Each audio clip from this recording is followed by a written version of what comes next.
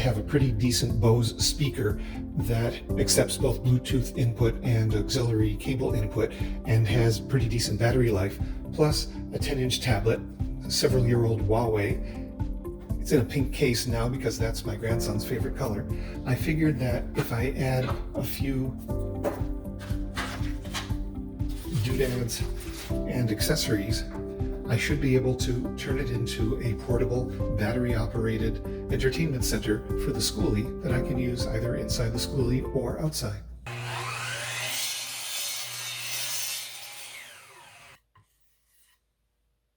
I'd like to make all the components fit on this board, which should be doable.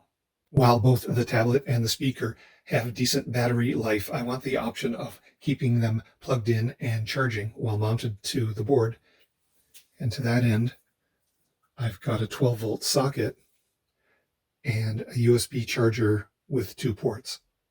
Looking for a way to mount those components, I bought a couple of these project boxes. Turns out this wasn't the greatest choice in terms of dimensions. I ended up taking a bandsaw and cutting off these 2 lips, and then having to drill a hole to accommodate this plug. And as you can see, the tolerances are very close, but I think I can make it work. I think I'll arrange the components on the wood this way. I got these screw-on anti-skid feet to affix to the underside of the wooden board.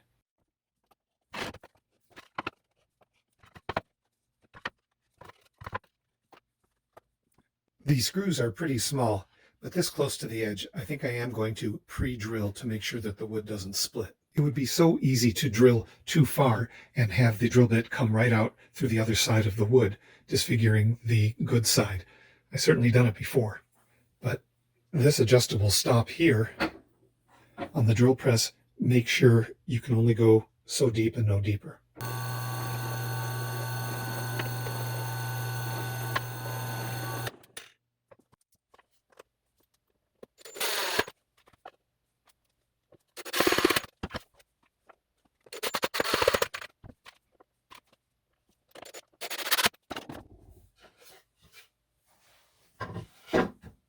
The tablet stand that I used for the stereo installation at the front of the bus turned out really well. So for this project, I've acquired another one, though this time in gray instead of silver.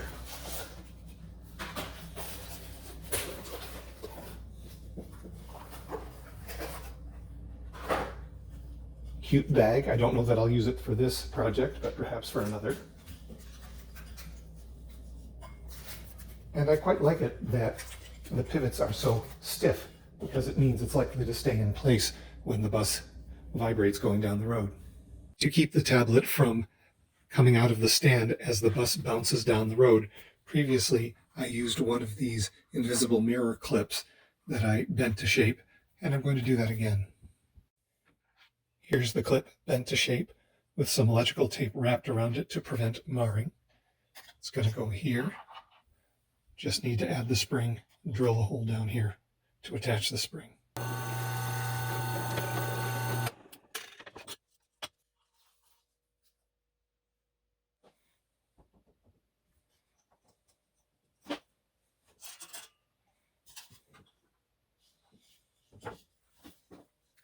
That's pretty sturdy. This Bose speaker should be pretty easy to mount because it has a standard tripod mount thread in the bottom of it.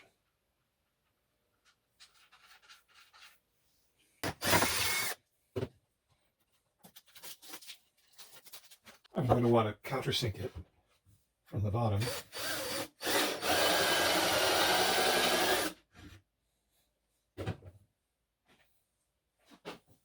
So that the head sits flush with the board.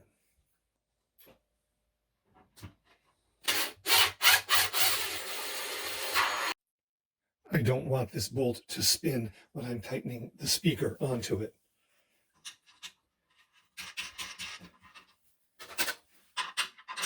Locking it in place with a nut like this should fix that problem, but then I have the issue that the nut stands proud of the wood and the wood isn't thick enough for me to countersink the nut. My workaround is to add this piece of foam rubber, which additionally will dampen vibration when the bus is driving down the road. Here. That's quite sturdy.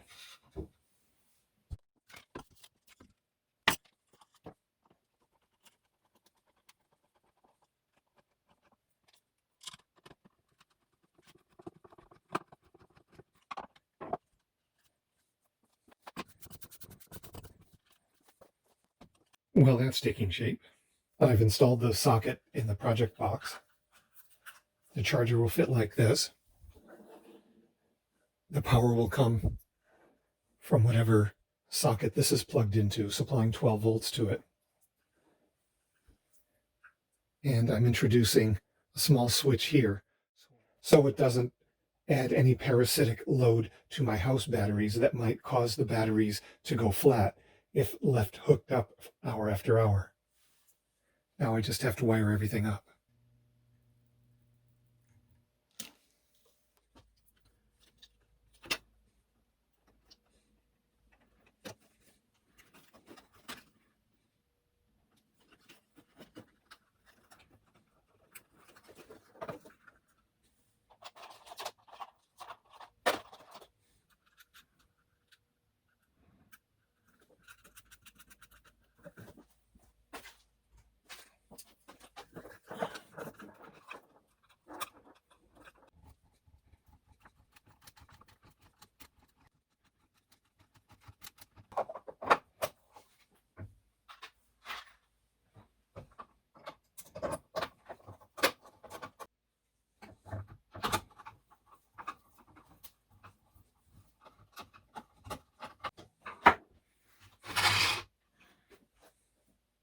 I love these 1/2 inch wide, 8 inch long hook and loop bundling straps by Scotch.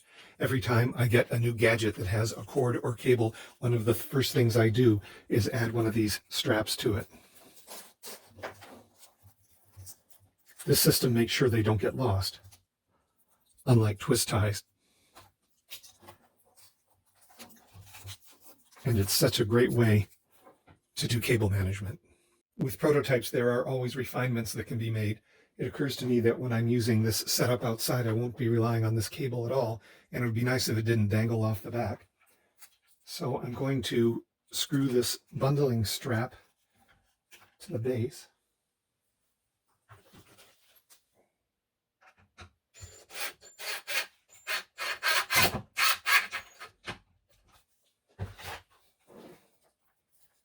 My hope being then that I can strap the cable to the base and it won't dangle. That seems to help. My DIY entertainment center is currently plugged into the 12 volt output of my EcoFlow battery bank, which is charging both devices. One thing I'm not thrilled about in this project is how far this charger sticks out from the socket. So I went on Amazon and found a dual charger that is much shorter. Boy, it sure is.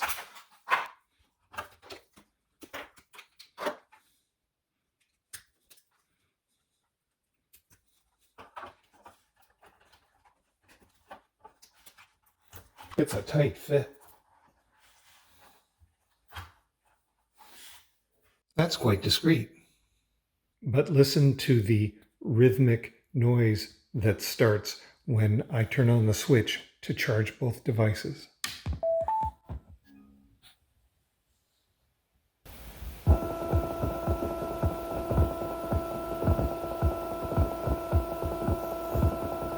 I researched it and learned that this can result when two devices are being charged from the same source, as is the case here. There's a simple fix for it that should make a difference. It's a ground loop isolator.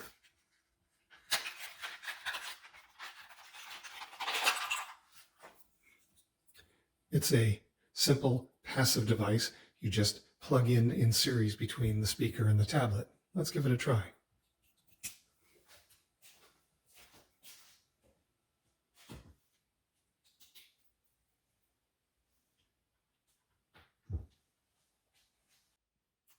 the noise is gone.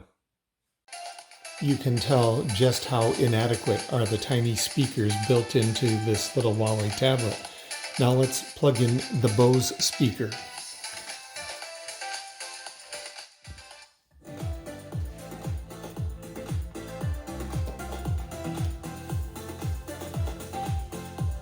That's quite an improvement.